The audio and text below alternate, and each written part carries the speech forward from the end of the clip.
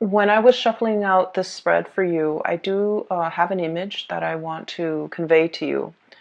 And there were words that came through. And so it's not so much about the image, it's mainly the words associated with it. Okay. I feel like it has more importance. So first of all, I see this bedroom scene. Okay, so there's like a window, and it opens out into the I guess the backyard of a house, and there's a tree with like a tire swing that's nailed to the branch of the tree. And then in bed, you have this little boy. He's very, very young. He's probably like 6 or 7. He's looking out into the window. The window's open. He's looking out at the tree. And so what I started to see was the scene is moving. So it's like a nighttime scene. He's supposed to be in bed. He's kind of bored. He doesn't want to sleep yet. He wants to like go outside and play. But it's nighttime, so his parents are probably forcing him to go to bed, and they're assuming that he's sleeping, but he's looking at the tree, and you see the passage of time. So it's a nighttime scene, and then the earth kind of moves and shifts, and then the sun starts to rise in, and you have cooler weather, and you have like sun streaming into this window. So he's looking at the passage of time, the passage of all the seasons, from his window.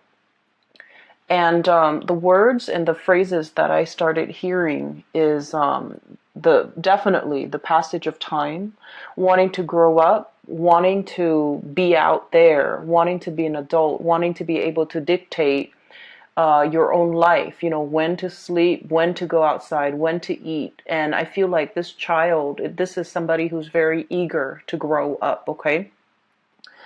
And I also feel like it's like wanting that independence. Okay, so what I'm feeling is I feel like for many of you, this you might be this child that I'm seeing.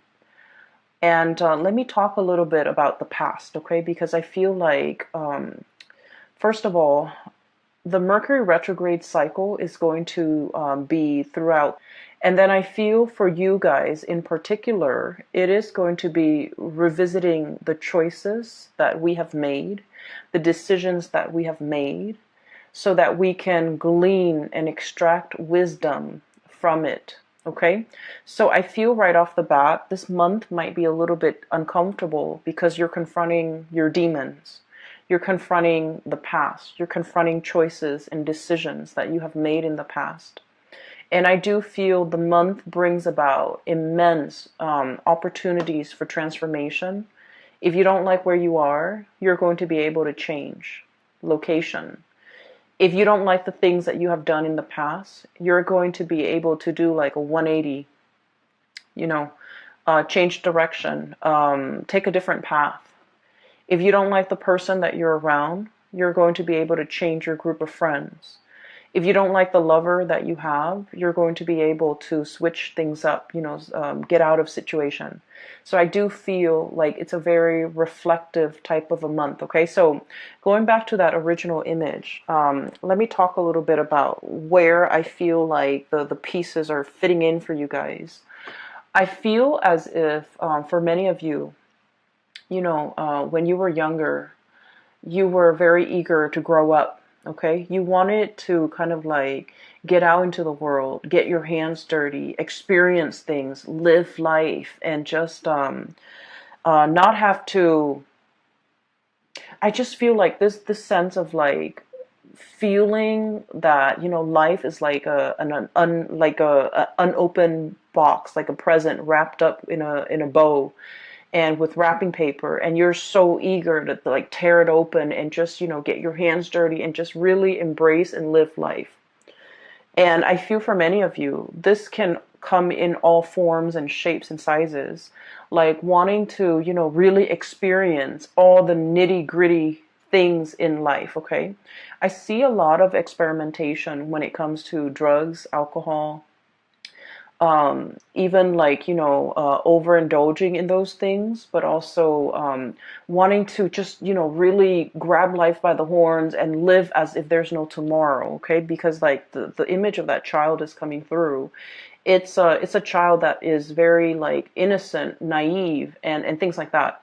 So I feel like you kind of like rushed in there like, let's do it first, ask questions later.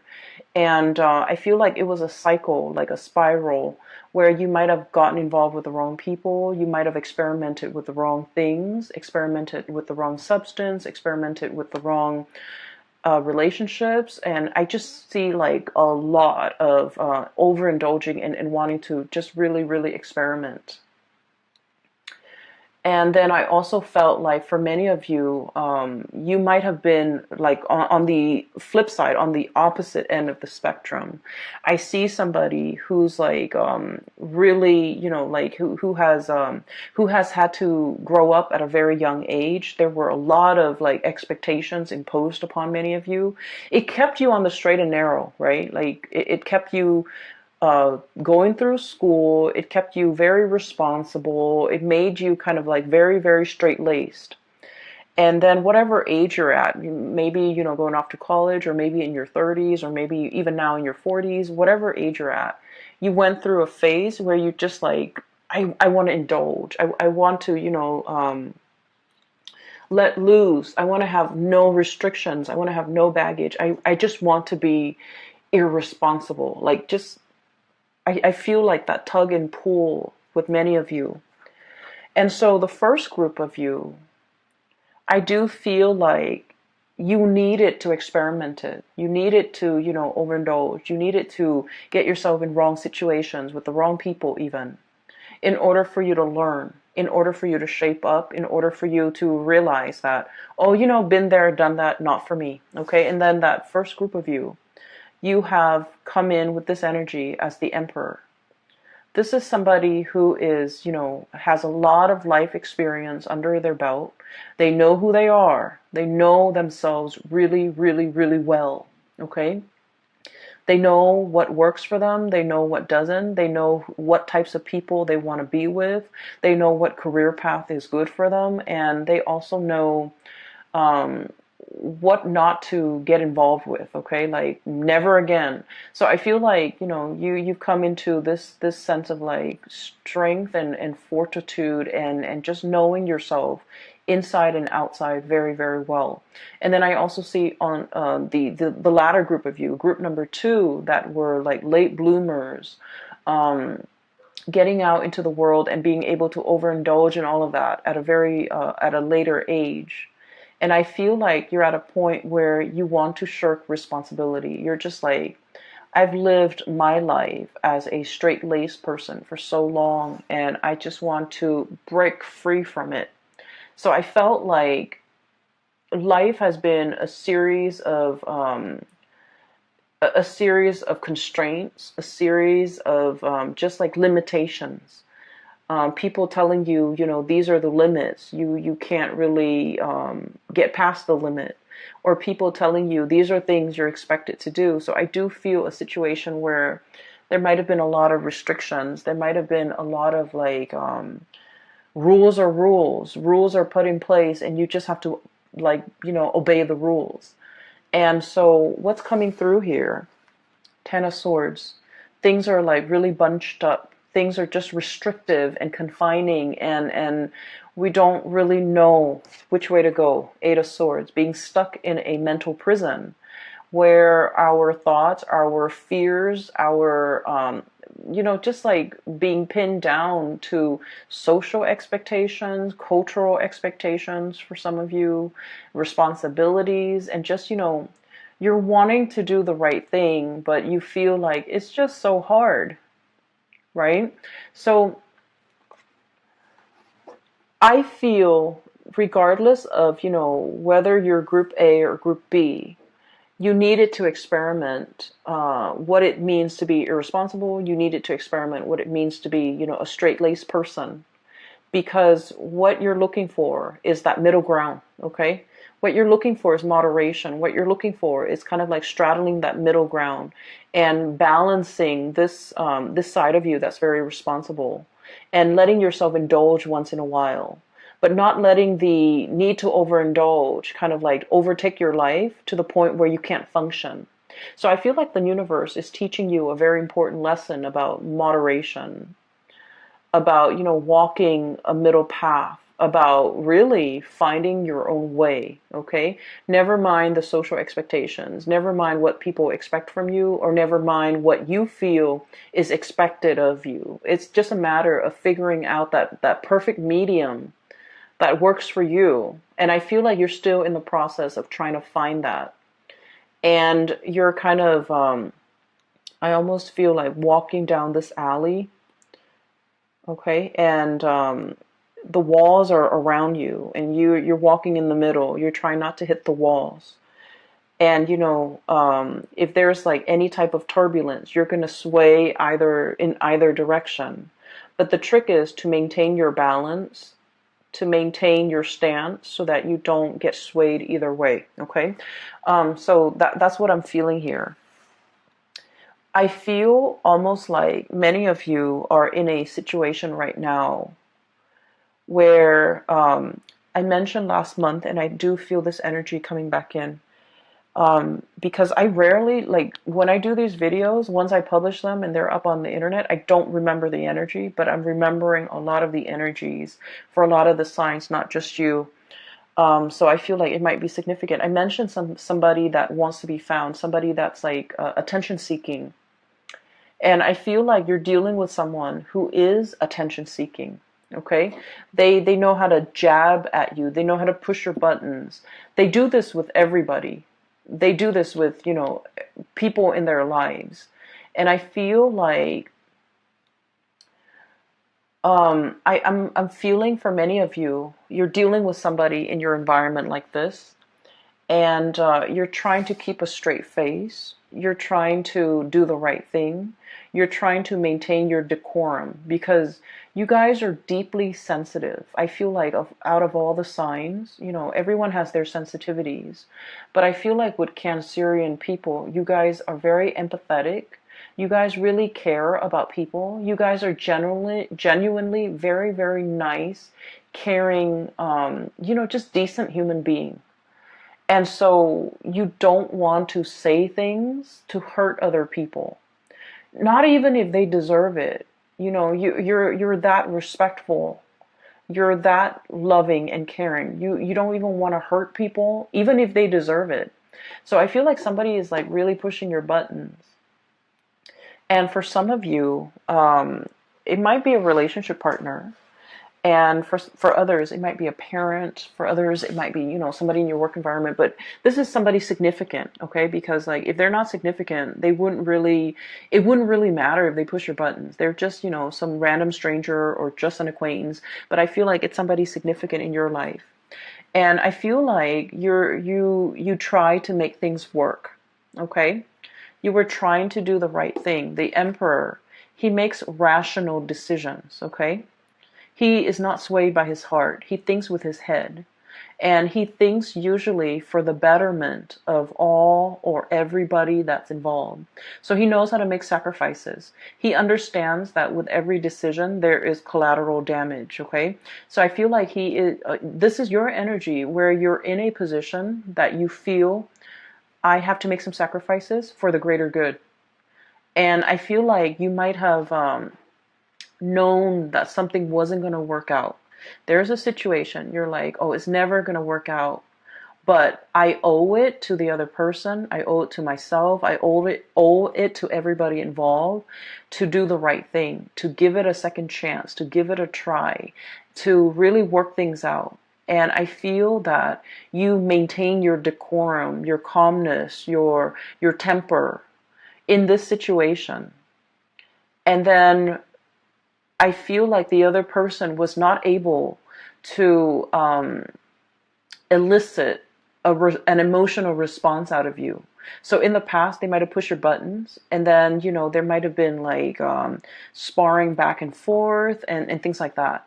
This time, you have grown, you have matured, you have realized that these are cycles, these are recurring themes, and I'm not going to feed into this energy. And so you remain very, very calm. And because you remain very calm, the other person was not able to get a rise out of you, to get an emotional reaction out of you. And so I feel like they had to check themselves out. Okay, you didn't even need to lift a finger. You didn't need to be the bad guy in this situation. They just could no longer get that emotional response out of you, and so they chose to kind of exit the picture, exit stage left. Okay. Ten of Swords. It's an ending to a situation. It's a situation that was very heavy.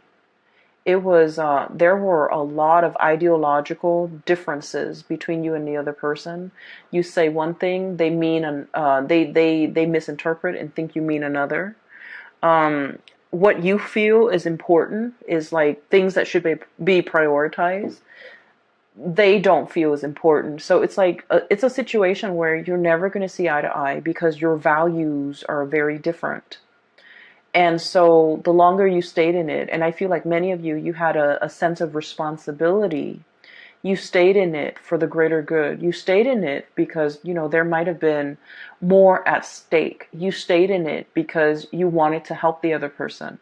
You wanted to help the situation. And an example, you might have kids with this person, and in the spirit of, maintaining the family stability for the family, for the kids, you might have stayed in this situation because for the kids, even though your heart's not in it. And then for others, another example is you wanted to help the other person, but you were already emotionally checked out.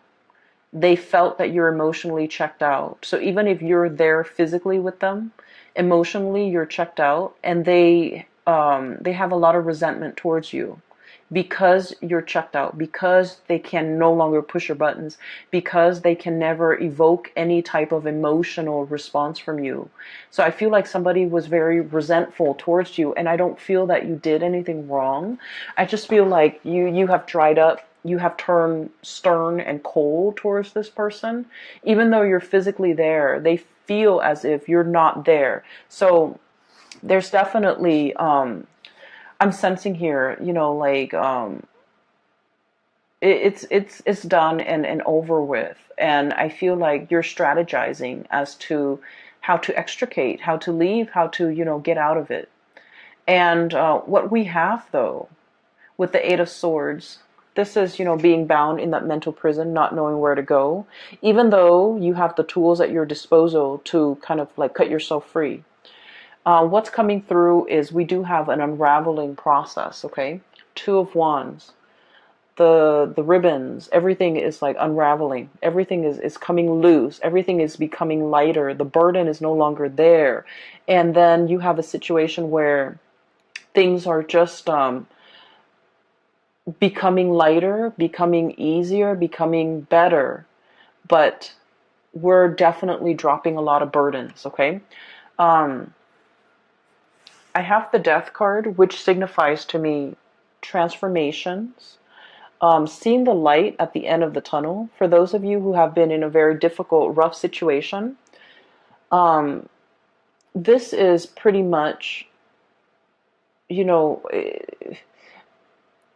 I look at this as when we're in this space where we're walking towards the light, we're in this tunnel, and it's really hard to see.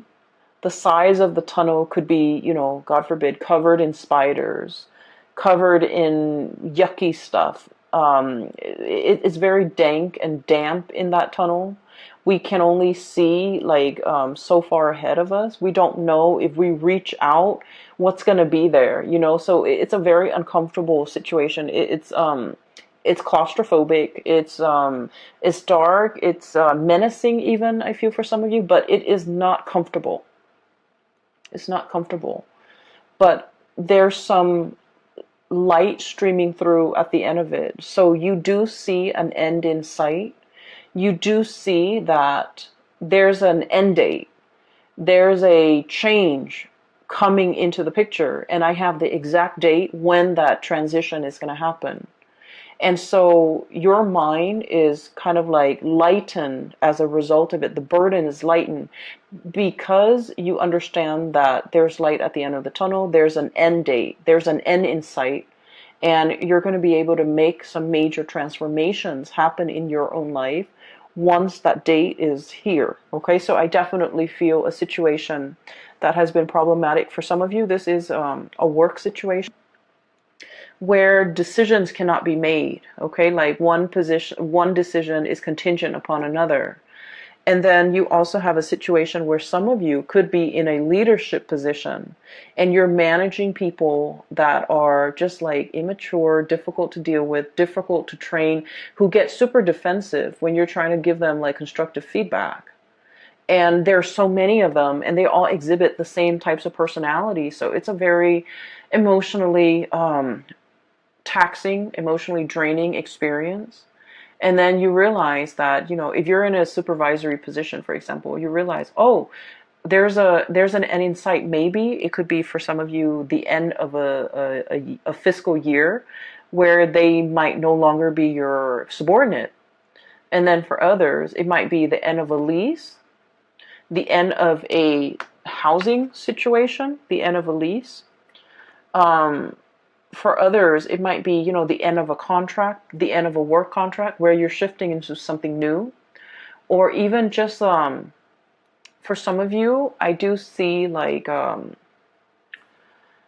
change, a major change in your environment. It could be a housing situation, somebody moving in, somebody moving out. You might be moving location altogether. And then for others, it's just something so liberating and so freeing that you're looking forward to this end date. Okay, so I feel like you have something extraordinary that you're looking forward to, and it's going to change your life as you know it. It's going to bring about a major uptick in your standing, in your energy, and just energetically, I do feel like the burden has been lifted, the weight has been off your chest, and just you're no longer dealing with immature and just attention seeking people who know how to push buttons. Okay, so that's looking very, very good. Let me see. There was another image that I saw and I can't for the life of me remember. I did this, I think, with the Gemini people too. They got two images and I forgot one of them. Okay, so I do want to talk about another situation here, and this is pretty much, the cards are split like this: past, present, future. That's what it feels like to me. And so let me talk about something else that's coming into the picture. First of all, this is the moon, and this is stereotypically the card for Pisces, okay? Pisces is represented by the moon, but I feel like in your situation, this is pretty much you, because I want to talk about something else.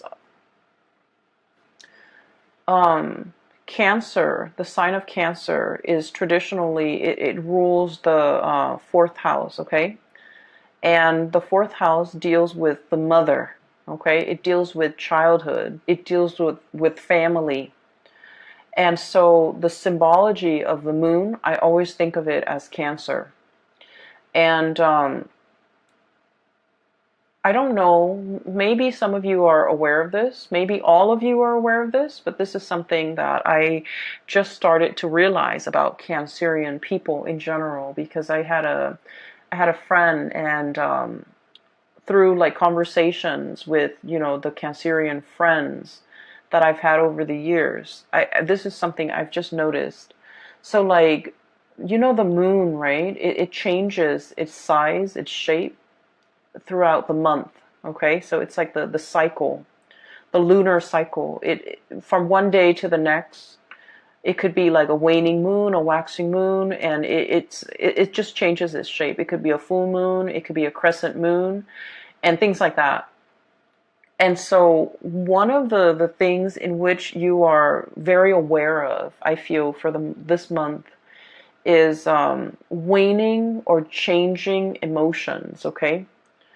And what I feel is ultimately kind of scattered in this spread is, what you like, but then what you like from one day to the next, from 1 month to the next, from 1 year to the next, changes. And so you're not really sure what you like. You're not really sure if you're after the same things from one month to the next. You are also afraid to go for something because you're not really sure if next month, if that's the thing that you still want. And then you're afraid to go over to go after something big because you're not sure if all the energy and the effort that you expend into this thing, is it going to be worthwhile when next year rolls around? Am I still going to want it as much as next year as I do now, to make all this effort worth it? You're coming to the realization about yourself, I feel, that what you want, what you value, what you desire, from one day to the next, from one year to the next, from one season to the next, it fluctuates and it changes. And because it fluctuates and it changes, you might be in a position where you just wait for things to happen to you rather than going out into the world and making things happen for yourself. Going after the things that you want, going after the situation, the job, the person that you want, and expending all that energy and all that effort because you're not really sure if what you want from one day to the next will be constant. And so this energy is very, very transient, okay? It basically changes with the tides. It changes from day to day, from hour to hour. And what I feel is like, for some of you, you might really love somebody, okay? You love somebody. And when they're on their good days, oh my gosh, the love is amazing. When they're on their bad days, however, you might feel like, oh, I don't know if I love this person anymore. And I'm sensing that you're at a point where, you're trying, and this is why I feel like it's so hard for Cancerian people to go after the object of their affection, the things that they really desire. For whatever reason, they have a really roundabout, way of going after the things that they want. And I've never understood it, growing up. I've never understood it. But now, like, I feel like that's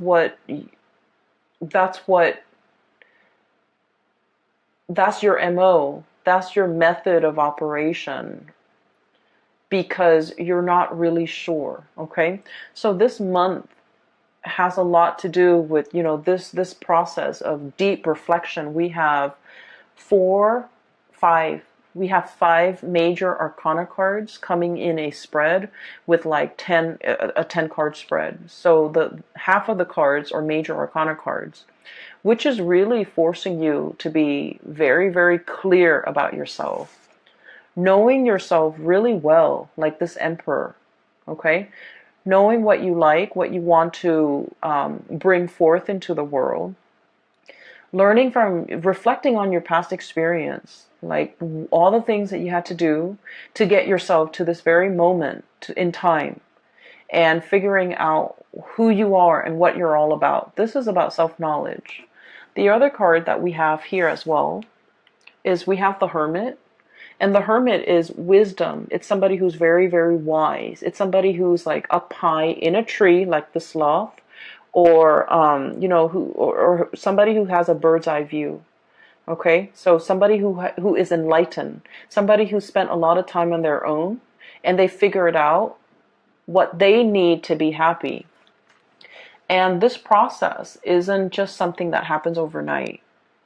There have to be a lot of upheavals and challenges and the breaking down of old paradigms in order for you to figure out, in order for something better to emerge, but in order for you to figure out what you're all about. So like, it's almost like the tree, growing up in the winds, okay? It has to be, the winds strengthen the trunks and the branches of a tree. Okay, so in the process of dealing with people who are very opposite from you, who ask you questions, who force you to defend your beliefs, that's when you're very, very sure about what it is that you really believe in. So I feel like, all of this happened because we have the Tower.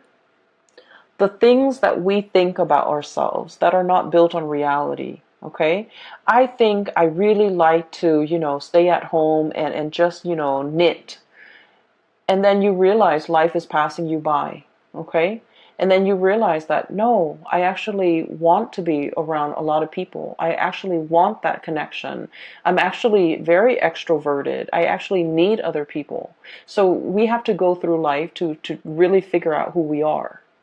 And then, some of you, you're just like, oh, I want to be the life of the party. You guys need other people. Most of you, you need other people. You might feel like, I want to be the life of the party. And I feel like I'm speaking to a lot of Cancerians out there who feel like, I want to be where the things are happening, among the shakers and the movers, where, um, you feel like you might want that. And then when you're in the midst of it, you feel very drained. You feel like just unhappy. And then you realize that, you know what? I'm not as extroverted as I think I am. I need more downtime. I need to recuperate. I need more me time. So I feel like you have gone through a major process of like learning about yourself. And all of these things that you're learning about yourself, they don't happen in calm waves, okay? They happen in very like, they were like, the transformation was very, very disruptive. And I feel like it needed to be disruptive because you need it to be shaken awake. Because I feel like with the state of the fluctuation, the changeable moon and the emotional state, it's like you're going through each day constantly changing. And so the shakeup needed to happen at the core, at the foundational level, for you to figure out on a foundational level, who am I? What am I about? What do I want? So I feel like that's what this is really screaming out to me. And I'm sorry if the reading is so like, if it's just so abstract. I feel like it's very abstract. But I feel like it's an inner process that you have to kind of discover on your own, okay? I almost think of this as like the Nautilus shell, getting to the root of the problem, understanding yourself. And you can't really proceed in life, in major endeavors, in making major decisions, unless you really know yourself. You have hesitated making some major decisions because, you have this sense of responsibility, this sense of like, oh, I don't really want to hurt anybody. I just want to let a situation drag on. And then I feel like there's a jolt to the system and it's telling you, you can't really, this is not going to work. You need to be decisive. You need to not drag your feet. You need to, let something come to an end if it must end. You need to stop lying to yourself that this is working because it's clearly not working. And so you definitely have some major, swift, fast decision that you need to make. And so this energy is coming in a way where it's very disruptive so that you can, execute and just be done with it. Okay. It's like ripping off the Band-Aid. I'm sensing.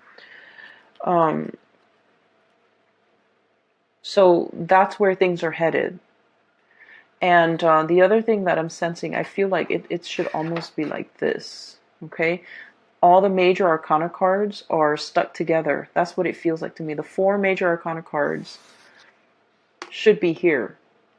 And then what we're left with is the 2 of Cups and the Queen of Swords, okay?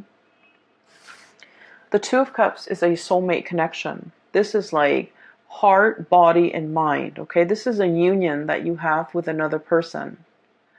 I feel for some of you, there is a relationship here that might be fractured because of financial issues, financial considerations.